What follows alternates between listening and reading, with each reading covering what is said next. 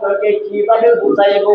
আমি তো দুনিয়ার কোনো সুগন্ধি ব্যবহার করি না, কোন দুনিয়ার দোকান থেকে আতর গোলাপ আমি সেন্ট কিনি নাই, কিন্তু আপনার এই নাতি যেদিন থেকে আমার এই সন্তান গর্ভে আগমন করেছে, ওই দিন থেকে আমার শরীর থেকে মেশক আম্বরের মতো ঘ্রাণ বের হইতে থাকে।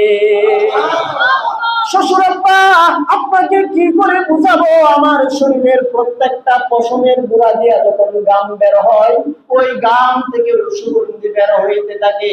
শ্বশুর আব্বা নিজের জামা কাপড় পরিধান করে ওই জামা কাপড় থেকে সুগন্ধি বের হইতে থাকে। শ্বশুর আব্বা বিশ্বাস করবেননি, দুইজন শ্বশুর শাশুড়ির সামনে মুখ থেকে থুতু নিক্ষেপ করেছে।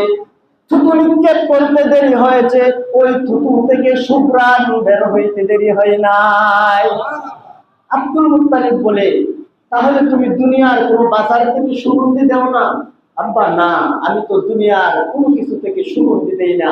আপনার এই নাতি যেদিন থেকে আমার পেটে আসছে, ওই দিন থেকে আমার শরীর থেকে মেশক আম্বরের ন্যায় সুঘ্রাণ বের হইতে থাকে। তাহলে তো এটা তোমার কোনো দোষ না। শ্বশুর আব্বা আর কি বলবো, আরো শুনেন। যেদিন থেকে আপনার এই সন্তান, আপনার এই নাতি আমার সন্তান গর্ভধারণ করেছি, আমার গর্ভে এসেছে, ওই দিন থেকে আমি যখন রাস্তা দিয়া হাইটা যাই, আকাশের মেঘ বালাগুলো আমার মাথার উপর ছায়া দিতে থাকে। শুধু তাই না, আমি যখন রাস্তা দিয়া যাই, রাস্তার দুই পাশের গাছগুলো আমার সামনের মতো হয়ে যায়, আমাকে সেজদা দেয়, আমাকে সালাম করে।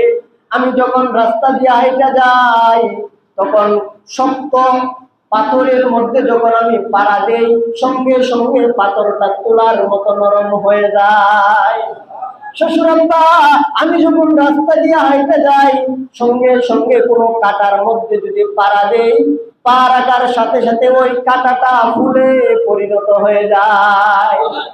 শ্বশুর আব্বা, আপনাকে কি বলবো, মাত্র 6-7 মাস হয়েছে, এই বাচ্চা পেটে আসছে, আরো কত কাহিনী শ্বশুর আব্বা শুনবেন। হ্যাঁ না, বলো।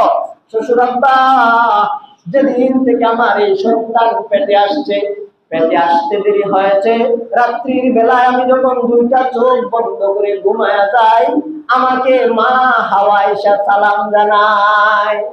রাত্রি যখন ঘুমিয়ে যায়, স্বপ্নে যুগে আমাকে জান্নাত থেকে 3 জন নারী আয়েশা সালাম দেয়।